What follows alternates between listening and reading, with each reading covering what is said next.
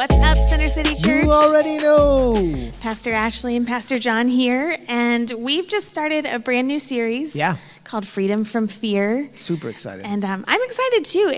It's not always a fun thing to talk about, but it's an important thing to talk about. Especially today. Yeah, because it's Halloween week. Yeah. So I thought before diving into the content of the message, we could just kind of talk about how our culture seems a little obsessed with fear. You know, you drive around, and at least in my neighborhood, I think people decorate more for Halloween than they do for Christmas. Oh, it's definitely true in my neighborhood. Yeah, just wonder if you have any wisdom or reflections on that. That's a great question. I think fear is one of the things we all collectively feel. Mm-hmm. Specifically as we continue to step deeper and deeper into kind of our current season. There's so many things that we're afraid of. I think oddly enough, we kind of bond over the idea that we're all a little bit afraid. That's true. That's a really good point. So I don't know. It does seem like it's more so today than ever. But I also think sometimes we have a tendency of hyper-focusing in the moment we're currently at. And I'm sure there was other seasons in our country's history where people were just as afraid and just as obsessed with fear. So yeah, I almost wonder, and this could be totally off the wall, if we're doing that almost to act like we're not afraid. Like there's so much in life right now that we can't control, but we can make skeletons look funny in our front yard, or we can go to these haunted houses where we know the people can't actually touch us, or things like that, where it kind of reminds me actually of the story you told yesterday, where you went through the haunted house at Universal Studios, or not haunted house, it was a whole haunted theme park. But how you kind of had to take on that bravado of like, I'm not going to be the one who shows my fear. So I wonder if there's a little bit of veneer there where we're trying to act like we're not afraid. Yeah, I totally think there's a couple things. I think Hollywood has also understood for years that you can sell a good movie ticket if you can just make people a little squeamish, and they've done a good job of it. So. Not for me. I went to one scary movie. I sat on the floor with my eyes closed most of the time, and never again. But I know some of you guys love scary movies, and I'm not knocking them. I just will never go with you. So, what do you do when you're afraid? What's kind of your natural response to fear? My natural response is exactly what you talked about yesterday. I want to make myself small, and I like to close my eyes if I'm really afraid, which I know doesn't really make sense, but it makes me feel more hidden, I think. So that's just my gut impulse in times where I feel afraid, is just to get as small as I can and hide. Yeah, I think we all kind of have that natural impulse to just to hide. It's funny. I don't even think it needs to be kind of taught. I think even as children, we just know when we're scared, we run.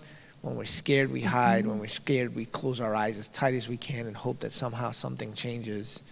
Or when we're scared as children, we go to our parents because we know that they'll take care of it. Yeah. So we talked a little bit about that yesterday. Like, familiarity tends to breed confidence in us. Mm-hmm. So when we know mom and dad's got it, or man, I need to get home. I still remember as a kid, like when I busted my mouth open because I was riding my bike all crazy, and the first thing out of my mouth in that moment of fear is, I want my mom. Mm-hmm. And in times where you may be afraid at a sleepover, the first thing in your head is, well, I just want to go home. Just send me home. I just want to go home. Yeah. Because it does breed that kind of confidence in us because it's familiar. Mm-hmm. I have a niece and a nephew that are both really small.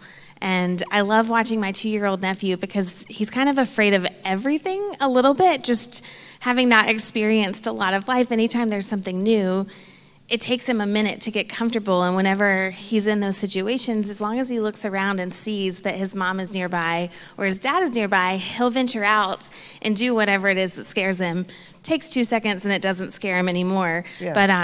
But I love that picture when we're kind of talking about our response to fear, that so often we can have that initial response where we want to hide, we want familiarity. But if we stop and think and realize that God is with us, that can be enough to get us over that fear and allow us to keep moving into that situation. Yeah, so yesterday you talked quite a bit about what it means to overcome fear, calling out on the name of the Lord in those moments of fear and anxiety, how when we call out on the name of the Lord, it brings that calming, remember what he's done. But then you also said to reject, which I loved, it was reject the gods of the land. It's right out of the passage in Judges that we've been studying, where God basically tells them that they have to reject, you must not worship the gods of the Amorites, whose land you now live. And I do fear a little bit like today in our current climate, cultural climate, where there is so much fear. Some of it is because, I think we've turned over worship to some of the gods in the land. What do you think that looks like today?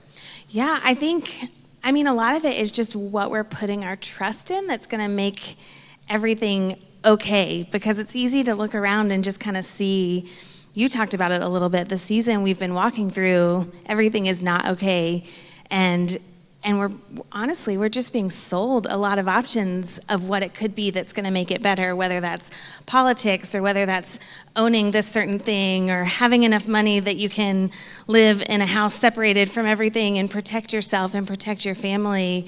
And when we start to buy into that and believe that these things are going to save us, that they're going to get us out of this season and into the next, instead of trusting the Lord to walk with us through this season to whatever he has on the other side of it, I think that's what worshiping the gods of the land looks like for us.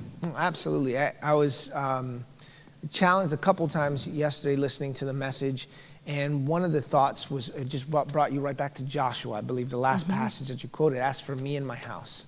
Just this idea that when I put my life, faith, and hope in Jesus, the passage that we quote all the time, to be perfectly loved drives out all fear. We are perfectly loved.